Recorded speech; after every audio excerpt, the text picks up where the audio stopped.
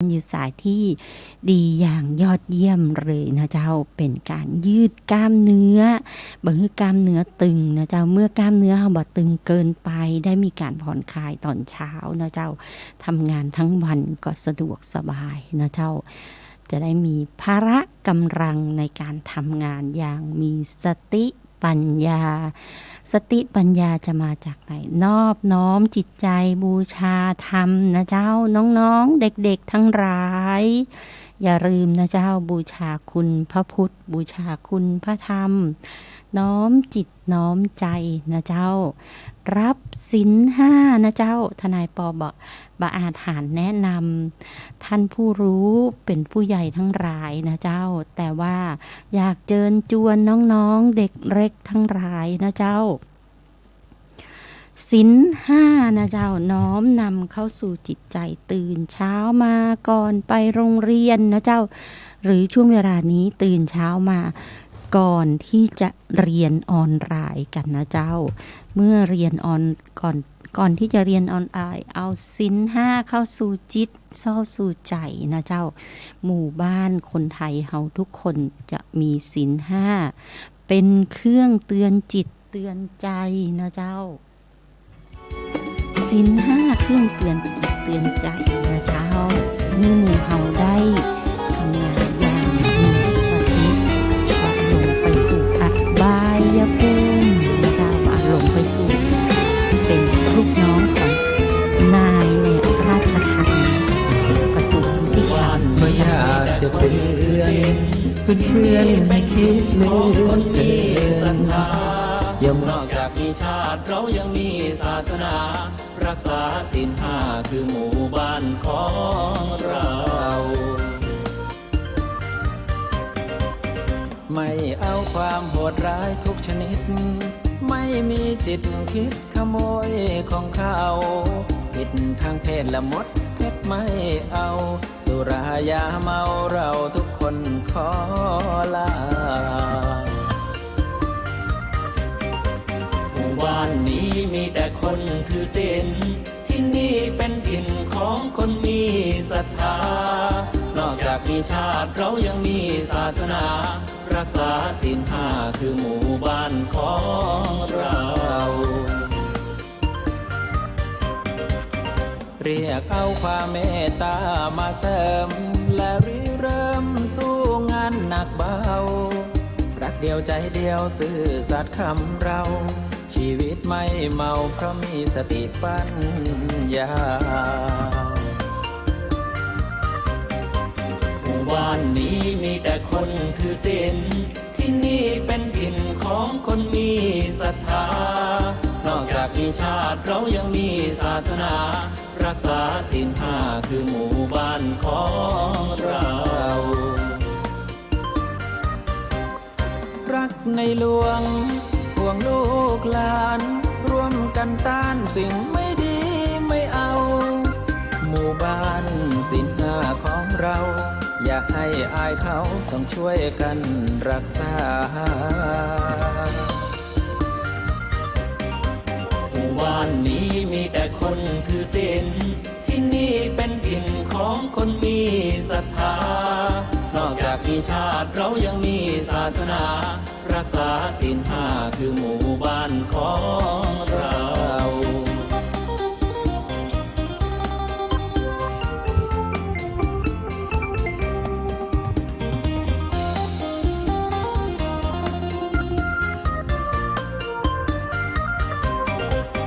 ไม่เอาความโหดร้ายทุกชนิด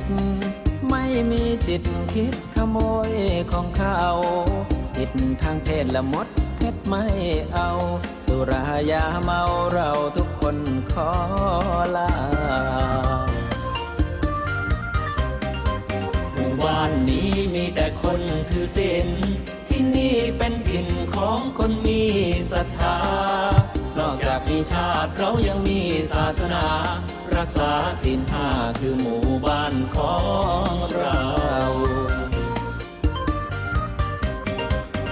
เรียกเอาความเมตตามาเสริมและริเริ่มสู้งานหนักเบารักเดียวใจเดียวซื่อสัตย์คำเราช ชีวิตไม่เมาเพราะมีสติปัญญาหมู่บ้านนี้มีแต่คนถือศีลที่นี่เป็นถิ่นของคนมีศรัทธานอกจากมีชาติเรายังมีศาสนารักษาศีลห้าคือหมู่บ้านของเรารักในหลวงห่วงลูกหลานร่วมกันต้านสิ่งไม่ดีไม่เอาหมู่บ้านศีลห้าของเราอย่าให้อายเขาต้องช่วยกันรักษาหมู่บ้านนี้มีแต่คนถือศีลที่นี่เป็นถิ่นของคนมีศรัทธานอกจากมีชาติเรายังมีศาสนารักษาศีลห้าคือหมู่บ้านของเรานอกจากมีชาติเรายังมีศาสนารักษาศีลห้าคือหมู่บ้านของเรา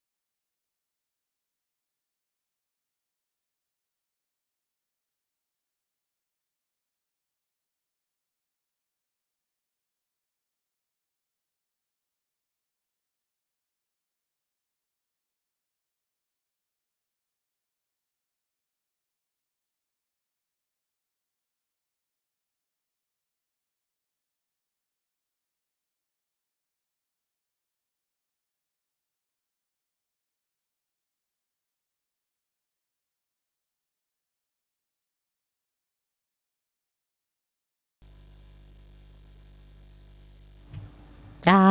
สองเพลงของท่านพันตรีสุธีสุขสกลนะเจ้าขอน้อมจิตน้อมใจอนุโมทนาบุญตัวยนะเจ้า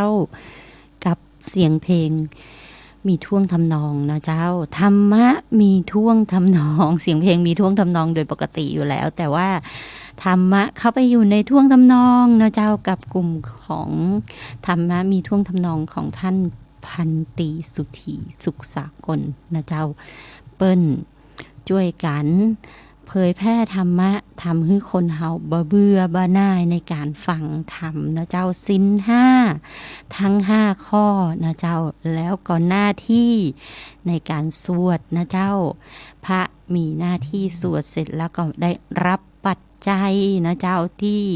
คุณโยมทั้งหลายทำบุญนะเจ้าก็จะได้ส่วนมากพระคุณเจ้าก็จะเอามากินตาลนะเจ้าสร้างศาลาสร้างโบสถ์สร้างวิหารก็ว่ากันไปนะเจ้าเอาไปปฏิบัติกิจนิมนต์นะเจ้า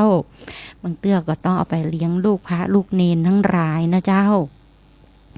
ลูกพระลูกเนนก็คือพุทธบุตรที่จะเป็นเชื้อสืบสายต่อไปในวันตั้งหน้านะเจ้าใครมีกำลังทรัพย์ก็สามารถสร้างพุทธบุตรได้นะเจ้ามจรมมรนะเจ้าเปิ้นรับทุนการศึกษานะเจ้าถ้าใครมีเงินนะเจ้าก็บริจาคสืบเชื้อสืบสายของพุทธบุตรทั้งหลายนะเจ้าเพราะว่าจะได้สร้างปัญญาปารมีนะเจ้าบางคนบอกว่าลูกหลานบ่ค่อยมีปัญญาใจวิธีนี้ได้นะเจ้าทำบุญโดยการให้ทุนการศึกษานะเจ้าทำบุญโดยการให้ทุนการศึกษาทำบุญโดยสร้างพระไตรปิฎกนะเจ้าเป็นการสร้างปัญญาให้ลูกคือหลานอธิษฐานบุญนี้ได้นะเจ้าแล้วถ้าได้บุญยิ่งใหญ่ยิ่งกว่านะเจ้าบุญโดยการปฏิบัตินะเจ้าสมถกรรมฐานวิปัสสนากรรมฐานยิ่งใหญ่ยิ่งกว่าสิ่งใดนะเจ้าอธิษฐานบุญตัวนี้ได้มากมายเหลือล้นเลยนะเจ้าสิ่งที่จะเป็นบุญเป็นกุศลหมู่เฮาได้นะเจ้าเมื่อวานมีคำถามทนายปอว่าความผิดที่ได้กระทำในต่างประเทศไม่ผิดกฎหมายประเทศเราหรือถ้าลักษณะการกระทำดังกล่าวนะเจ้ามีกฎหมายเขียนในประเทศไทยเหมือนกันนะเจ้าลักษณะของการกำหนดว่ากระทำความผิดอย่างนี้อย่างนั้นเป็นความผิดนะเจ้าฆ่าผู้อื่นเป็นความผิดนะเจ้ามีโทษจำคุกทุกประเทศเขียนไว้อย่างนี้นะเจ้าแต่ว่าจะรับโทษในประเทศไทยได้ต้องเป็นการกระทำความผิดอาญาในราชอาณาจักรไทยหรือกระทำความผิดตามกฎหมายที่เขียนไว้ได้กระทำเกิดขึ้นในราชอาณาจักรไทยก็ต้องรับโทษในประเทศไทยแต่ว่าบางท่านบางคนไปกระทำความผิดในต่างประเทศอะไรดีประเทศหนูริงประเทศหนูริงเนาะสมมุติประเทศสมมุติหนูริงนะเจ้าไปกระทำความผิดในประเทศหนูริงจนได้ศาลในประเทศหนูริงได้มีคำพิพากษามีกระบวนพิจารณาคดีจนถึงที่สุดให้รับโทษแล้วก็รับโทษในประเทศนั้นไม่ว่าจะรับโทษมากน้อยแค่ไหนก็ถือว่าเขาได้รับโทษตามกระบวนการการกระทำความผิดนั้นแล้วก็มีความผิดในประเทศนั้นนะคะแล้วก็รับโทษแล้วเรียบร้อยถือว่าคดีนั้นก็เป็นอันจบกันไปเคยมีประวัติการกระทำความผิดในต่างประเทศแต่ไม่อยู่ในบังคับของกฎหมายในประเทศไทยนะคะถือว่ามันสิ้นสุดและจบไปในประเทศนั้นแล้วนะคะแต่ในประเทศไทยไม่ได้เขียนว่าเคยมีประวัติการกระทำความผิดนอกราชอาณาจักรไม่ให้ เป็นตัวแทนของชาวบ้านตัวนี้มันต้องมีคำนี้ขึ้นมานะคะเมื่อไม่มีคำนี้ขึ้นมาศาลจึงพิพากษาว่าคุณยังมีสิทธิ์ในการที่จะเป็นตัวแทนชาวบ้านในประเทศไทยเพราะฉะนั้นท่านผู้พิพากษาพิจารณาคดีไปตามตัวบทกฎหมายนะคะไปตามกฎเกณฑ์ที่ได้เขียนไว้และคนที่เขียนไว้ก็คือใครเอ่ยก็ตัวแทนของชาวบ้านทั้งหลายนั่นเองนะจ๊ะนะเจ้ากฎหมายทั้งหลายออกมาจากรัฐสภาคนเขียนก็คือสสวนะเจ้าผ่านสสเสร็จแล้วไปผ่านสวผ่านสวเสร็จแล้วก็ไปผ่านกระบวนการการกรองจากลงพระปรมาภิไธยนะเจ้าแล้วก็ไปประกาศในราชกิจจานุเบกษาเพราะฉะนั้นตรงนี้เป็นอันที่จบและเข้าใจกันเนาะว่ากระบวนการรับผิดในต่างประเทศมันจบไปแล้วเขาก็เขียนว่ามีประวัติการกระทำความผิดในประเทศไทยนะเจ้าแต่เขาไม่ได้เขียนว่ามีประวัติการกระทำความผิดในต่างประเทศถึงจำคุกเป็นที่เข้าใจกันเนาะทนายปอมีเนาะ2 คำแล้วนักพูดทั้งหลายท่านจะตำหนิติเตียนทั้งหลายว่าการพูดจะต้องมีสร้อยพวกนี้นะเจ้าเอามาฟังเพลงกันต่อเพราะว่ากระจ่างกันในใจแล้วนะเจ้าเมื่อกระจ่างกันในใจแล้วทุกอย่างจะกระจ่างเมื่อกรรมนั้นมีการอธิบายเหตุของกรรมและก็ผลของกรรมเปิ้นถึงฮื้อไปปฏิบัติดูว่ากรรมนั้นเกิดจากอะไรเพื่อให้รู้เหตุแห่งกรรมนะเจ้าเมื่อรู้เหตุแห่งกรรมแล้วก็จะเข้าใจผลของกรรมนะเจ้า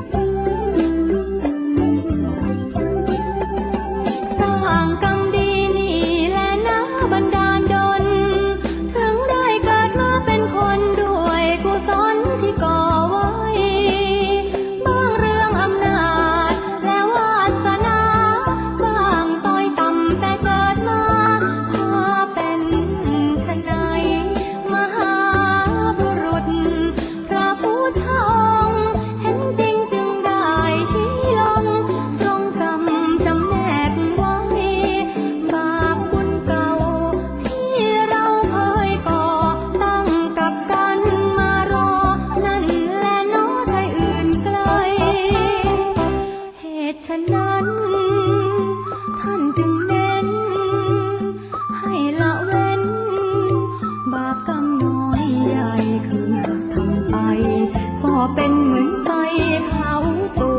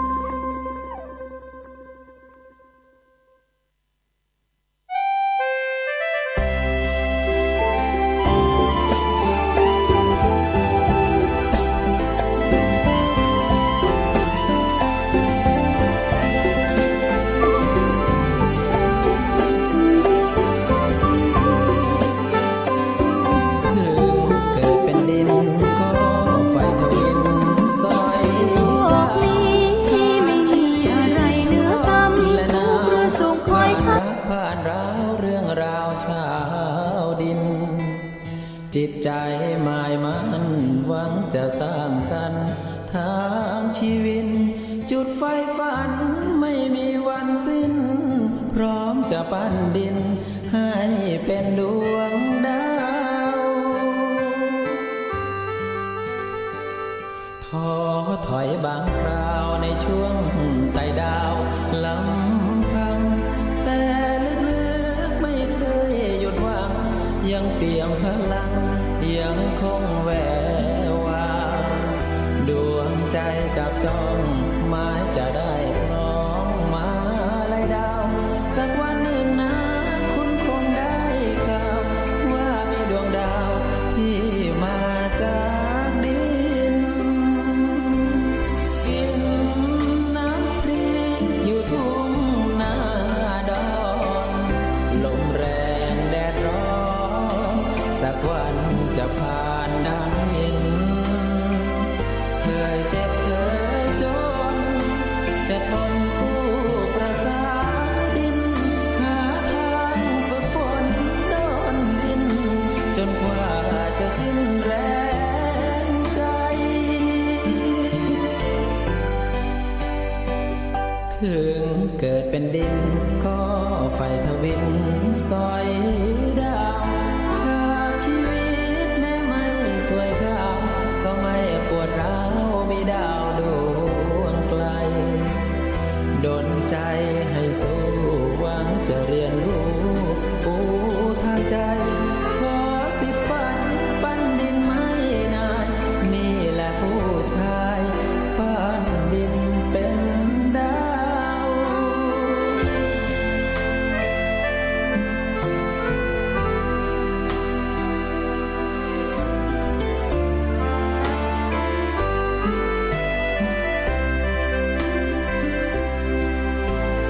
กินน้ำพริกอยู่ทุ่งนาดอนลมแรงแดดร้อนสักวันจะผ่านด้านหินเคยเจ็บเคยจนจะทนสู้ประสาดินหาทางฝึกฝนดนดินจนกว่าจะสิ้นแรงใจถึงเกิดเป็นดินก็ไฟทวินสอยดาวชาชีวิตแม้ไม่สวยขาวก็ไม่ปวดร้าวมีดาวดวงไกลดลใจ ใจให้สู้หวังจะเรียนรู้ปูทางใจขอสิฝันปั้นดินไม่นายนี่แหละผู้ชายปั้นดินเป็นดาว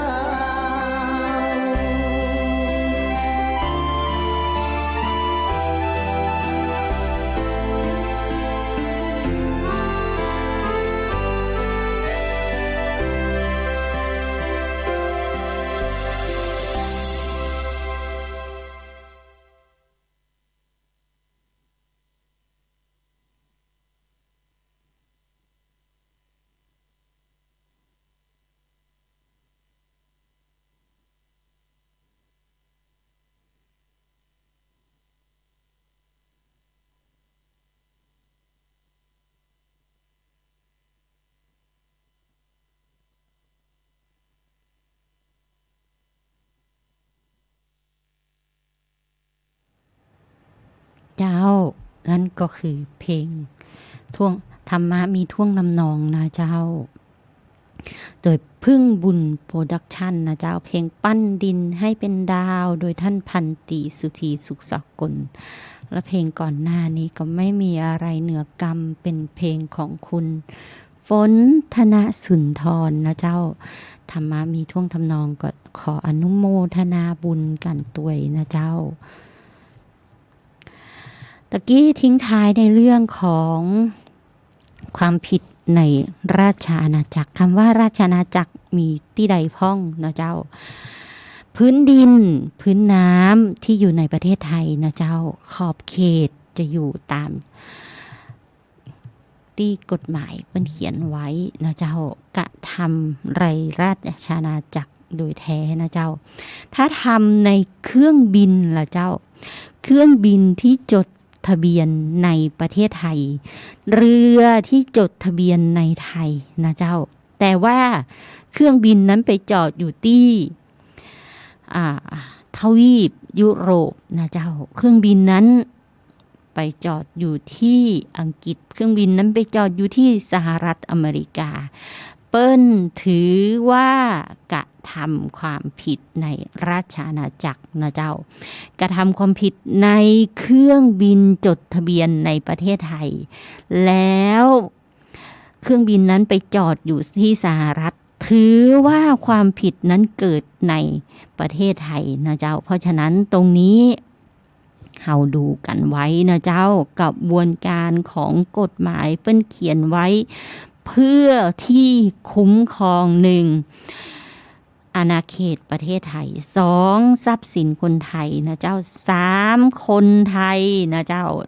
4สปะนะเจ้าอยากรู้โปรดติดตามนะเจ้าที่เปิ้นบอกว่าถือว่ากระทำความผิดในราชอาณาจักรไทยตัวนี้กฎเกณฑ์ตัวนี้คล้ายๆกันทุกประเทศกฎหมายต่างประเทศกฎหมายไทยคล้ายๆกันนะเจ้าแต่กฎหมายกระบวนการยุติธรรมของไทยจะไปถึงตรงนั้นได้ต้องอยู่ใน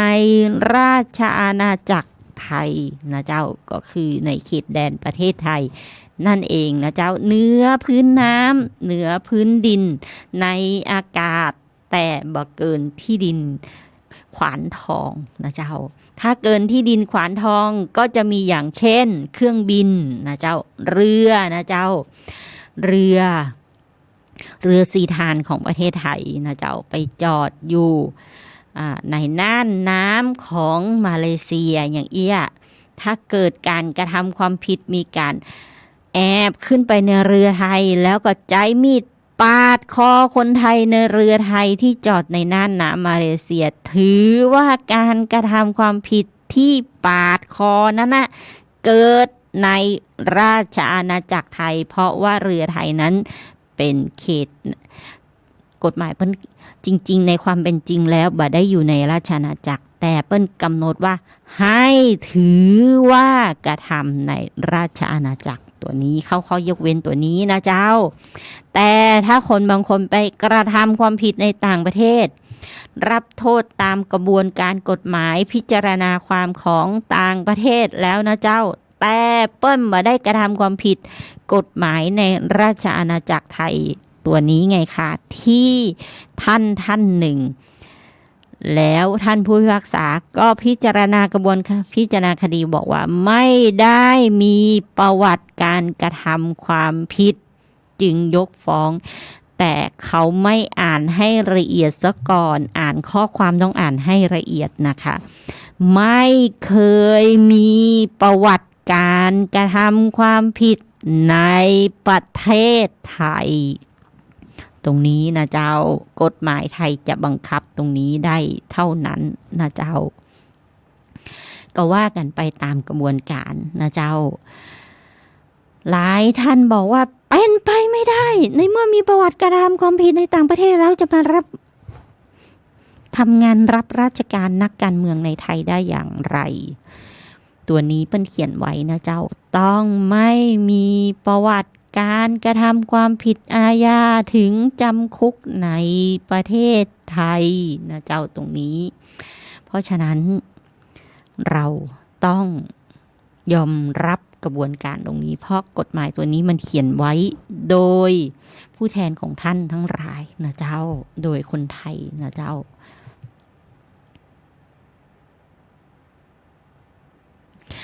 ร้ายวันที่ผ่านมามีคนปกปิดไทม์ไลน์ตัวเองนะเจ้าแล้วไปขอรับการรักษาพยาบาลที่ไหนที่โรงพยาบาลเซนทรัลเมโมเรียลนะเจ้าแล้วปรากฏว่าโรงพยาบาลเซนทรัลเมโมเรียลกลายเป็นคลัสเตอร์นะเจ้าตอนนี้เปิ้ลบอกว่าขอให้ผู้ที่เดินทางไปสถานที่เสี่ยงระบาดที่โรงพยาบาลเซนทรัลเมโมเรียลตั้งแต่วันที่1ถึงวันที่6นะเจ้าพฤษภาคมของเข้ารับการตรวจเชื้อโควิด -19 ได้ที่โรงพยาบาลใกล้บ้านนะเจ้าจุดตรวจประชุมแสดงสินค้านานาชาตินะเจ้าจุดตรวจศูนย์วัณโรคนะเจ้า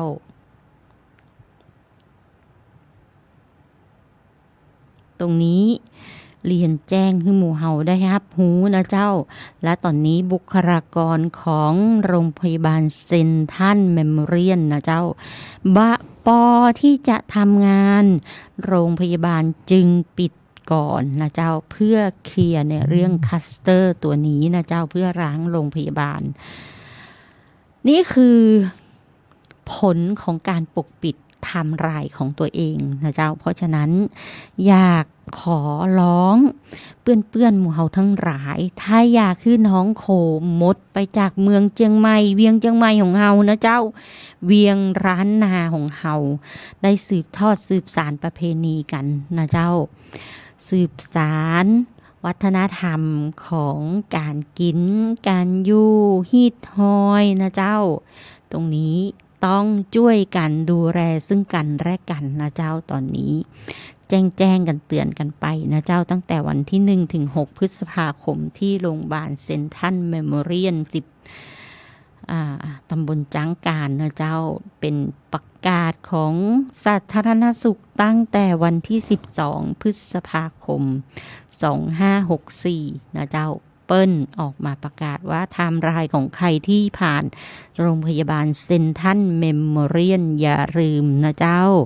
ไปตรวจหาเชื้อโควิดทนายปอตรวจหาเชื้อโควิดแล้วเจ้าค่ะแล้วผลปรากฏว่า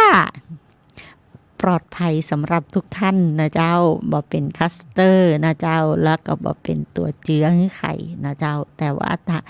คุณหมอก็บอกว่าทนายปออย่าเพ่นพ่านมากนะเดี๋ยวก็เป็นคัสเตอร์ได้ต้องระวังไปที่ต่างๆเจ้าทนายปอมาวัดไผ่หินนี่มามีคนเลยนะเจ้าห้องส่งจัดรายการนี้ในห้องนี้มามีใครเลยนะเจ้าส่วนผู้อำนวยการท่านผู้อำนวยการท่านพระครูวิศวัตรวรกิจโจกับแม่ตาปารมีนะเจ้าจัดอิเล็กทรอนิกส์คอมพิวเตอร์ไว้นะเจ้าเปิดเพลงตามสายไว้ในช่วงเวลาที่จัดนี้ทนายปอก็นั่งอยู่ในห้องคนเดียวท่านพระอาจารย์ก็อยู่ในห้องสถานีอีกอาคารหนึ่งเพราะฉะนั้นตรงนี้ปลอดภัยกันทุกท่านนะเจ้าห่างกันระยะ 10 เมตรเป็นอย่างน้อยยิ่งดีเลยนะเจ้าแต่ว่าถ้าจำเป็นก็สักเมตรครึ่งเมตรนะเจ้าก็ขอแสดงความเสียใจกับลูกหลานญาติพี่น้องของน้าเฉลิมนะเจ้าน้าเฉลิมอินตะมุตนะเจ้าเป็นคนเก่าคนแก่ของสถาวัดนันทรามอยู่ในชุมชนฟ้าใหม่นะเจ้าเคยช่วยการช่วยงานบ้านทนายปอแต่ก่อนบ้านทนายปอก็เคยขายเครื่องดื่มแบบเจ้าบ้านนะเจ้าอยู่ข้างๆฟุตบาทหน้ากัดก้อมนะเจ้าขายกาแฟขายนมสดขนมปังปิ้งนะเจ้าก็ไปตามอาชีพแล้วแต่ว่าช่วงเวลาไหนทำอย่างไรนะเจ้าเปิ้นเกิดช่วยการช่วยงานก็ขอแสดงความเสียใจตัวนะเจ้าเพราะว่าได้ถึงแก่อนิจกรรมก็ตายนั่นเองนะเจ้าเมื่อกี่วันที่ผ่านมาวันนี้เปิ้นก็จะเอาไปชาปนกิจที่สุสานปัจจาหายานะเจ้าแต่ในการทำพิธีศพแล้วเปิ้นทำกันที่วัดนันทรามจนจบกระบวนการวางดอกไม้จันทร์วางผ้าไตรจีวรจนเสร็จสับเรียบร้อยนะเจ้าตรงนั้นที่ทนายปออู้เพราะว่าก็หลายอย่างนะเจ้าเปิ้นเป็นคนพื้นถิ่นนะเจ้าก็เป็นที่รู้จักกันในชุมชนก็ดูแลกันไปนะเจ้าตรงนี้ทนายปอก็ได้เอาผ้าจีวรผ้าอังสะนะเจ้าไปถวายในกันเตศในสวดอภิธรรมในคืนแรกนะเจ้าถ้าตะวากับวันนี้ทนายปอไม่ได้ไปต้องขอสุมาอภัยนะเจ้าเพราะตอนนี้ร่างกายทนายปอประท้วงกับทนายปอมากเลยนะเจ้าร่างกายพังนะเจ้าเพราะว่าทนายปอไม่ได้ดูแลร่างกายตัวเองร่างกายทนายปอประท้วงบอกว่าคุณไม่กตัญญูต่อร่างกายของตัวเองเลยนะเจ้าใช้งานมันมากเกินไปเพราะฉะนั้น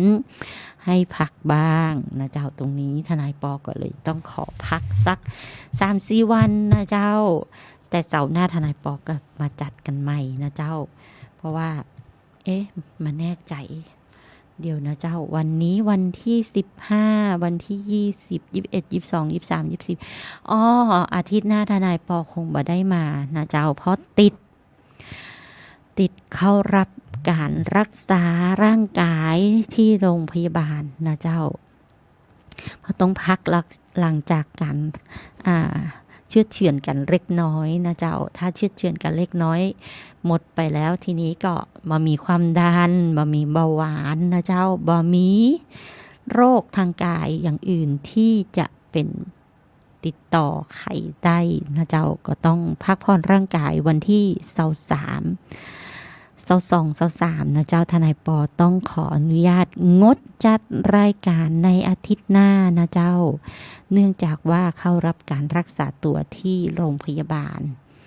เพื่อที่จะพักผ่อนร่างกายหลังจากการรักษาตัว